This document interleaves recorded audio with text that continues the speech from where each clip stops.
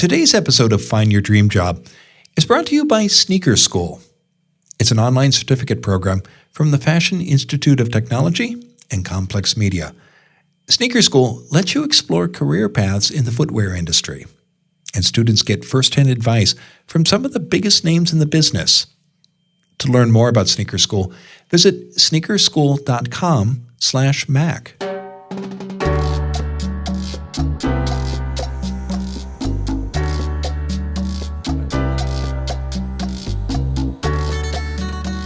This is Find Your Dream Job, the podcast that helps you get hired, have the career you want, and make a difference in life. I'm your host, Mac Pritchard. I'm also the founder of Mac's List. It's a job board in the Pacific Northwest that helps professionals find fulfilling careers. I believe that lifelong learning is the key to a successful career. And to get a better job, you need to learn the job hunting skills that will help you find the role of your dreams. That's why we're here today. Every week on Find Your Dream Job, I interview a different career expert. We discuss the tools and tactics you need to find the work you want. This week, I'm talking to Lesa Edwards about passive versus active job search strategies.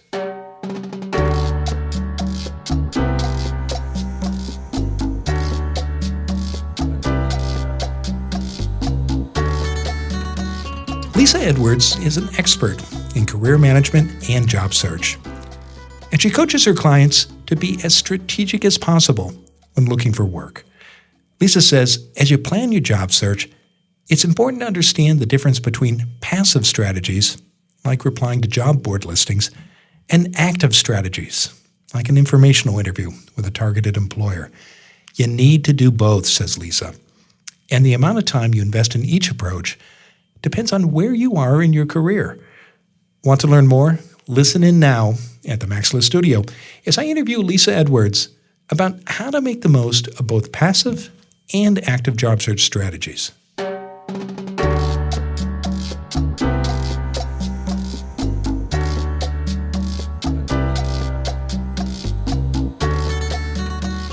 Lesa Edwards is the CEO of Exclusive Career Coaching.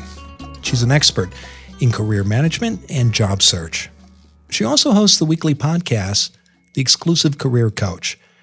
Previously, Lesa was director of university career centers in Georgia and Missouri, and she has a master's in public administration from Columbus State University and a bachelor's in music education from Florida State University. She joins us today from Tallahassee, Florida. Lesa, thanks for being on the show. I'm thrilled to be here, Mac. Thanks so much for inviting me. Yeah, well, it's a pleasure. Now, our topic this week are passive versus active job search strategies. You wrote an article about this and actually did a podcast episode that I found very intriguing because I'd never heard anybody talk about job search strategies in this way. Let's start, Lesa, by defining the two groups of strategies. What do you mean when you talk about passive job search? Sure. So I think of it as if you're in a vehicle, and if you're in a passive job search strategy, you're in the passenger seat. You're not in the driver's seat. So you're moving and you are making progress, but you don't really control where the vehicle goes. You don't control when it leaves or when it arrives or where it stops along the way. So you really are just a passenger in the process. And what are examples of passive job search strategies? Most of them work around the job boards. So, and this is what most people know how to do in terms of job search. And it's really, for most people, that's all they know how to do. So if you think of going on to Indeed.com or LinkedIn's job board or Monster or Career Builder, or going to company websites. So if you've identified a few companies that you like and you want to check out their online postings on a regular basis, those are all kind of passive strategies. Anytime where you're really looking at whether it's online classifieds, Facebook ads, any kind of job ad that's just posted somewhere, you really have no control over that. You have no control over when the job is posted, what they're looking for. You're just going to apply. It's a very passive strategy. Now, you're not telling people not to use these strategies, but it's important to recognize that they can only take you so far. Is that right, Lesa?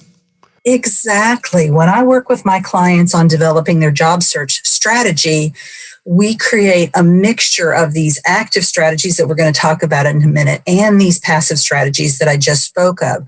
And what I kind of the amount of time that I want you to spend on active versus passive is going to vary depending on where you are at in your job search. So when you're an entry level person, maybe you're still in your 20s, I would like you to spend about 25% of your time on active strategies and 75% on passive strategies. If you can make it to 50-50, that'd be fantastic. But I really want, even when you're right out of college, I want those active strategies to become part of your vocabulary, part of your muscle movement. And then when you become more kind of mid-career, then it really should be 75% active, 25% passive. And when you get to those top levels, and I've worked with a lot of CEOs, CFOs, vice presidents in my career, really it's going to be all active. Virtually nothing is going to be passive. Okay, I want to talk more about that mix depending on where someone is in their career. But let's step back and revisit active job search strategies. Tell us about these. What are they? So to use that analogy again, the active strategies put you in the driver's seat. So you determine when the vehicle leaves, how fast it goes, where does it stop along the way, when does it arrive at its destination. You have so much more control over that vehicle. And the active strategies all really center around networking. And that's a term that most people are familiar with on some level, but I find that very few people have a very strong active networking strategy. They sort of know how to do it. They kind of get it, but not really. So whether we're talking face-to-face, setting up meetings with people, having conversations, and when I say face-to-face, that could be over the phone, it could be a Zoom call, but it could also be sitting in a coffee shop with someone. It can also be things like career fairs, LinkedIn networking. So I always separate out LinkedIn. There's two pieces. There's looking at jobs on LinkedIn, which is passive, and then building and cultivating your network and reaching out to people about opportunities with your network, and that's an active strategy. Things like going to professional association events. So whether it's your own professional association or it could be something like a Chamber of Commerce meeting. I always send my clients to SHRM meetings, which stands for Society for Human Resource Management. I don't care what field they're in. If they can get into a room that's filled with the human resource people in their community, that's a plus. So I want them to go to SHRM meetings.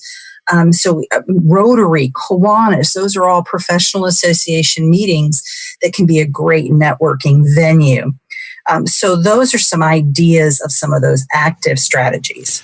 I love your suggestion about going to SHRM meetings because I'm sure you hear this too. So many job seekers tell me, if only I could get in front of the hiring manager, I could make a connection. And they're right. I think when you do have FaceTime or you have some relationship with the hiring manager, it makes a huge difference, doesn't it? Absolutely. And if you go to SHRM, at least all of the meetings I've gone, and I have in the past been an active member of SHRM. I'm not right now, although I'm considering that strongly for 2019.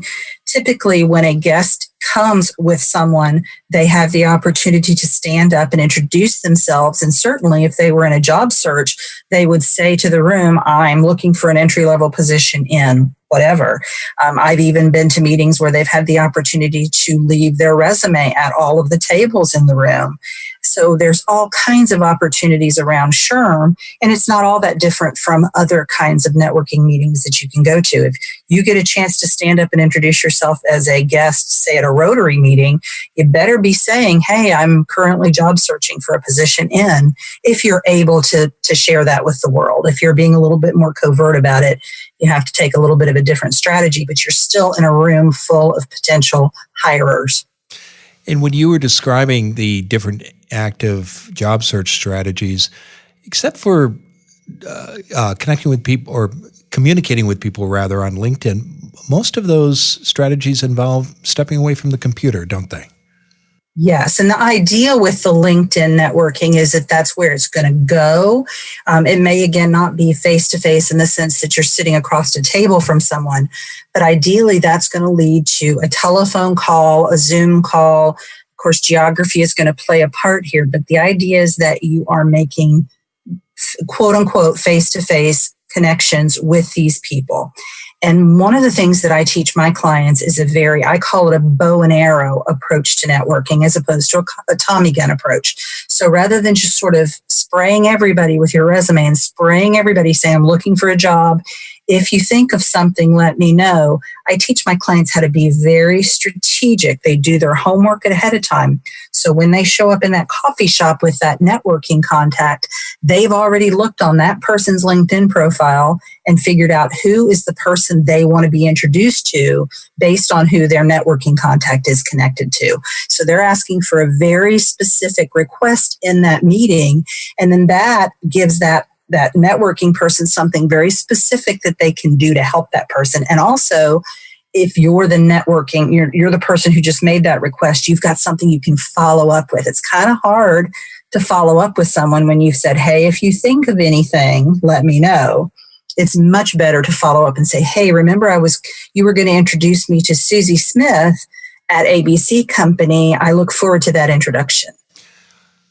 Why aren't you a fan of the Tommy gun approach, Lesa? Because so many people, I think, do follow that strategy. They think, okay, it's a numbers game. If I can send out X number of resumes this week and go to X number of events, eventually the odds will favor me and I'll find a position. Do you agree or disagree with that? Well, if we want to keep with the Tommy gun analogy that I like to use, I think there's a little bit more possibility for casualties with Tommy gun approach. Some people call it spray and pray too. Yeah. It can be very messy. So I like for my clients to begin with the end in mind. They know the companies they want to go to work for. They've done their homework around those companies that provide them and that they can provide. It's a perfect fit. They know exactly where they want to work.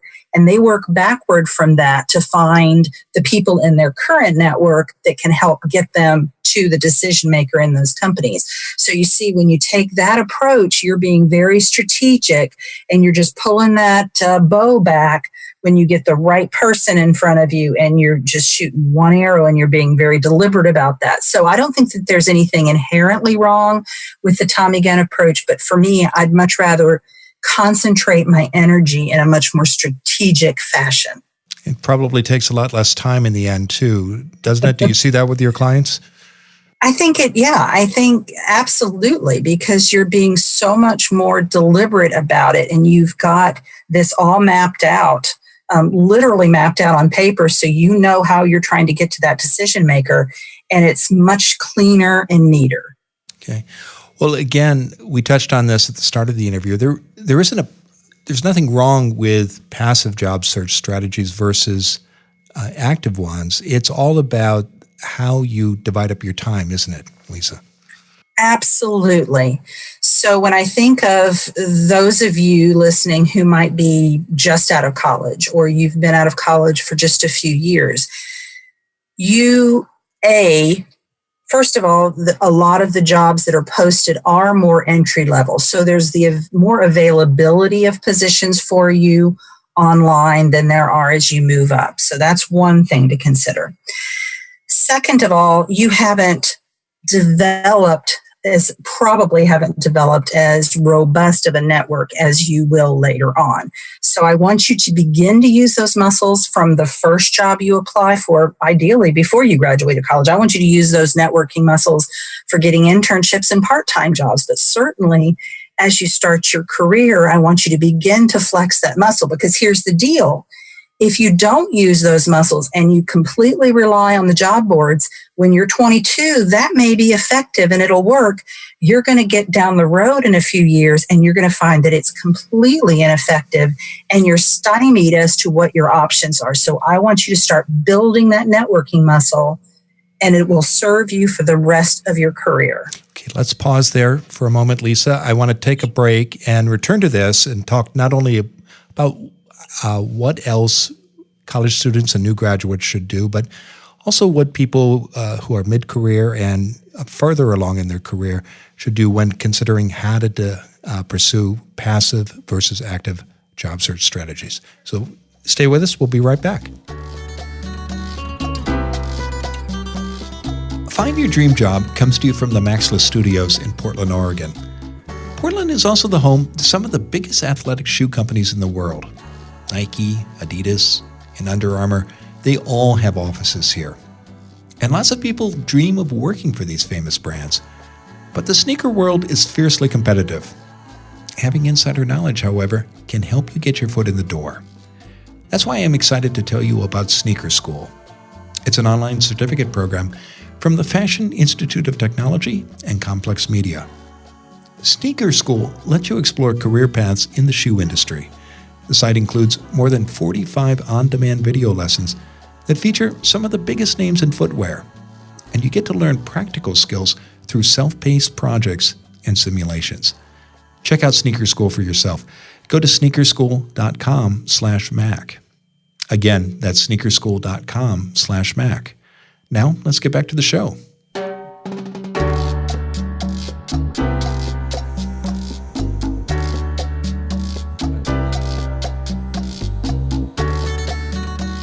We're back in the Maxless studio. I'm talking today with Lesa Edwards. She's the CEO of Exclusive Career Coaching. Lesa also hosts the weekly podcast, The Exclusive Career Coach, and she joins us today from Tallahassee, Florida. Now, Lesa, before the break, we were talking about passive versus active job search strategies, and you were taking us through an example of how a new graduate or a college student might divide up their time between the two sets of strategies. What else would you like to add about someone like that? One of the other concepts that I teach my clients, and this really applies to any level that you're at in your career, is what I call the +1 approach. And this has to do specifically with those passive strategies.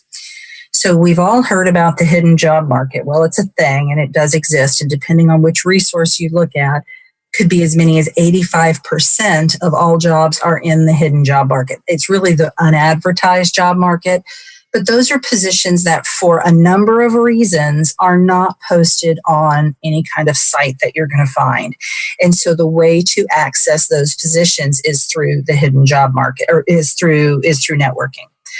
The other thing that I like to do when you are applying to those jobs that are online, so let's just assume that all positions that are available, we're only going to see 25% of them. We're also looking at the positions with the most competition because the entire world can see those jobs if they're posted online. The +1 approach gives you kind of that leg up. So the idea here is to get creative. And if you're going to apply online, what is one extra step that you can take that most of the other candidates won't take that will make you stand out? So is there someone you can call to put in a good word for you? Is there some connection that you can leverage that will help you to get noticed? I always, when I think about this, I always think about the coordinator that I hired back when I was in higher education. And she was not at all what I thought I would be looking for based on the job description I had posted. She had 25 years of experience. Here I thought it was an entry-level position because we didn't pay very much. She had 25 years of experience in the airline industry as a flight attendant and a flight attendant instructor. But I started getting these calls from leaders in our community to tell me that she is someone that I should take a look at. And lo and behold, I ended up hiring her, and she was there when I left. So that's just one example of that +1 approach in action. How can you make yourself stand out? Now, here's the two benefits to doing that. Not only is it going to increase the likelihood that you're going to get a few extra seconds of view time on your resume, which is critical when you consider they're only looking at your resume for 5 to 13 seconds, somewhere in there, depending on which expert you look at. The other thing I think that's great about the +1 approach is it serves as an acid test, because if you're looking at a job announcement and you're thinking, that lady on that podcast told me I had to do one more thing, I don't want to, it seems like a bother, then I think that that's your clue that you're not all that interested in that position. Or maybe you just don't think you really have a shot at that job. So I'd rather you take that amount of time that you would have spent filling out that job application, because let's face it, they're a pain in the butt, and then put that time into an active strategy or applying to another job that you really are excited about. I want to talk more about the split between passive versus active strategies, depending on where you are in your career. But I love this idea of the +1 approach.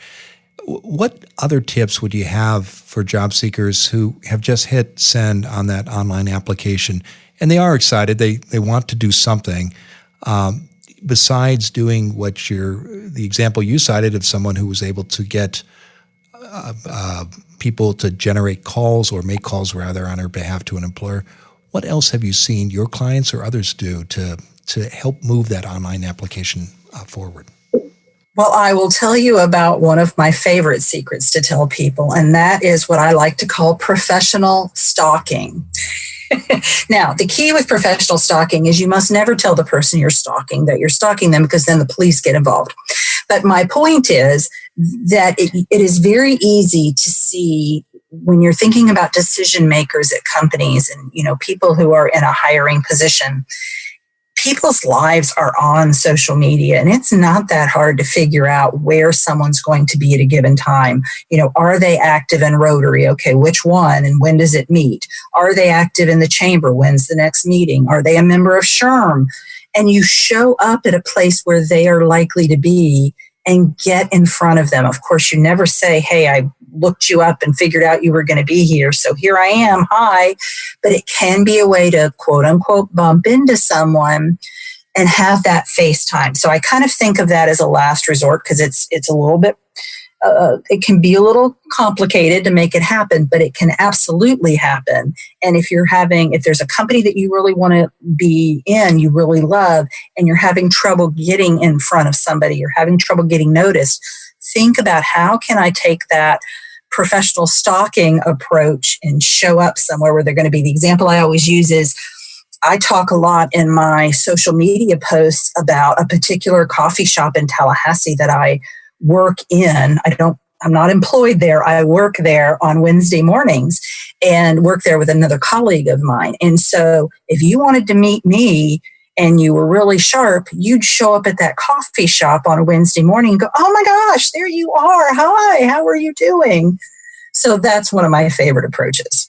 Yeah, another way I've seen people do that is they know the company where they want to work, and they find people from that organization who are serving on the professional boards of the local chapter, or rather the board of the local professional association that represents that industry, or they know that those folks go to the events sponsored by that chapter, and they make a point of going there, and they just don't wait to be approached. They go with an ask in mind, and they know they want to meet that person. And at a professional mixer, it feels a lot more natural to do that than perhaps going to the coffee shop. But I think both strategies could work.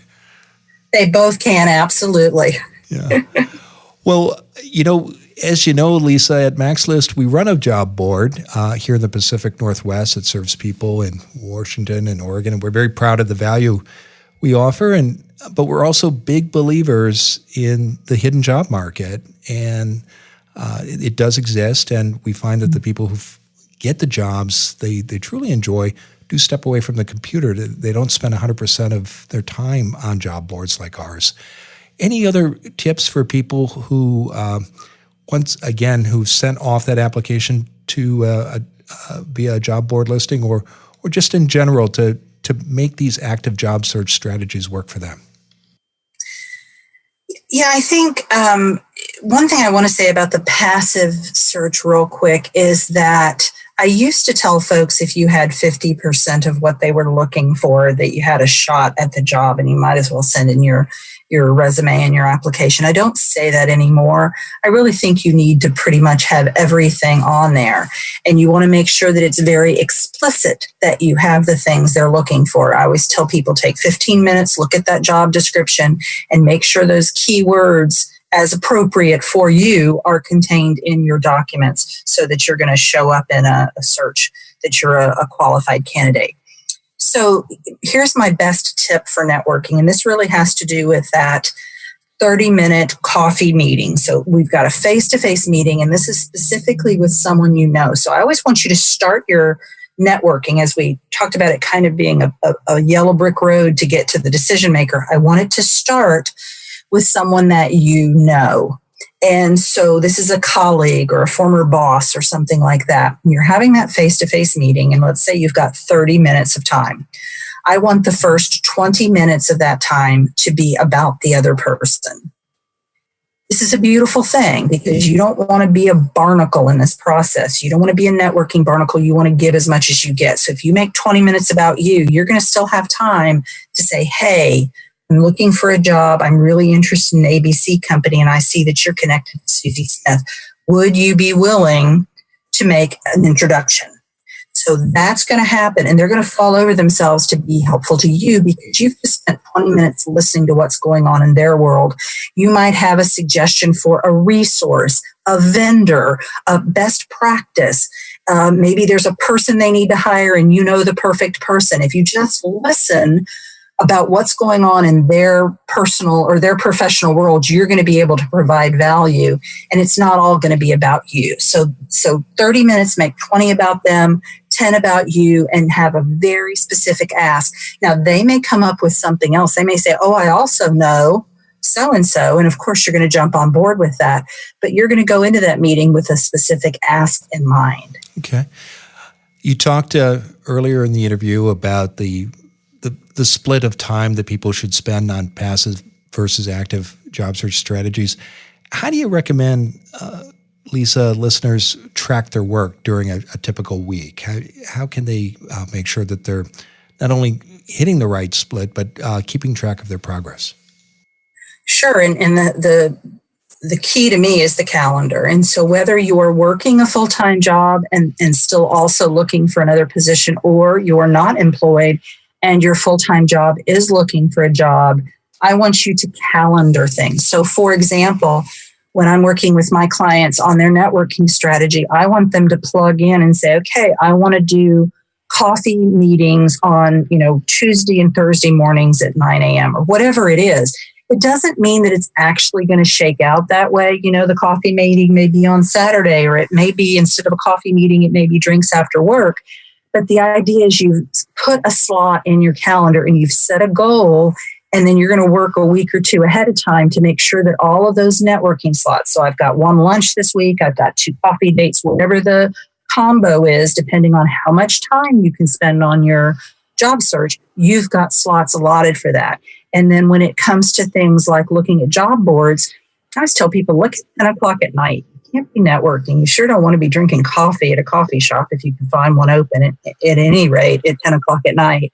So that's a good time to check the job boards. I also suggest all of the job boards are going to let you set up what are called job agents, where the jobs are coming into your inbox that fit your criteria. You can set up several of those with each company. So Indeed and with LinkedIn. And I don't know if yours is set up the same way, but for those major national ones, you can do that. And then just check your phone when you're stuck in traffic somewhere or waiting in line for lunch and see if anything comes up. So that's kind of dead time that you can put to good use. And then if there's nothing that day that applies to you, then you're done. And if there is something, then you can just make a mental note. And then at 10 o'clock that night, you can do the application process. Well, the organizer in me really likes that approach, because you've set a framework and limits for the day. It's not an infinite amount of work. It seems manageable. And the other thing I would say, oftentimes when I talk to folks about giving themselves rewards for executing their job search strategy, they immediately want to jump to, I'm going to give myself a big reward when I get the job. I'm going to do this big thing. And I point out to them that the job is the reward. That's great. You are being rewarded because you got a job. I want you to give yourself small rewards on a daily or at minimum a weekly basis.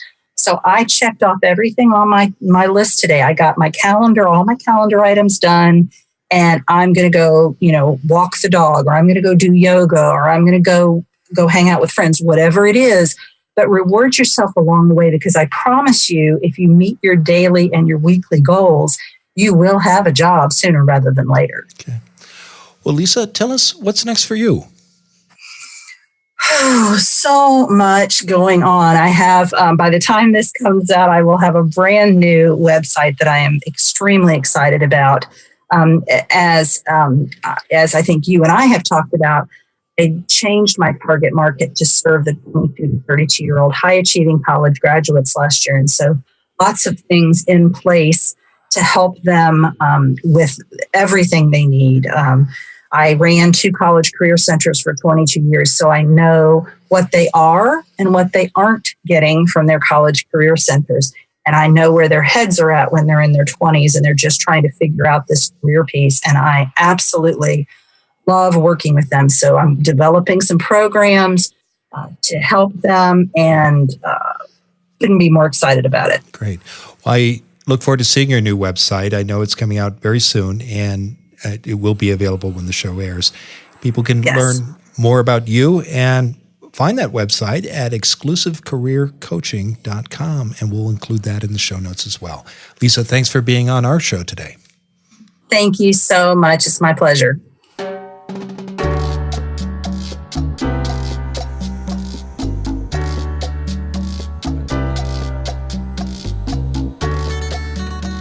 So many job seekers share with me how powerless they may feel when they're looking for work. And what I like about Lesa's advice is she gave a clear description of the strategies that are available and how best to organize your time to make the most of those 2 sets of strategies, both passive and active. There's no wrong strategy. It's just how are you going to spend your time so that you can get your next job faster and easier. And at the heart of Lesa's advice is intention, being clear about what you want. And if you're not clear about the job that you want, that's okay. You just need to do some work. And we've got a new guide at MaxList that can help. It's called Finding Focus in Your Job Search. It lays out a simple process for self-assessment. It doesn't take very long to complete, and it will help you get clearer about your job search goal. Get your free copy today. Go to maxlist.org/focus. Again, that resource is called Finding Focus in Your Job Search, and you can get it for free. Go to maxlist.org/focus. Well, thanks for listening to today's episode of Find Your Dream Job. Join us next Wednesday. Our guest expert will be Fiona Martin. She'll explain how to apply for a job when you're overqualified. Until next time, thanks for letting us help you find your dream job.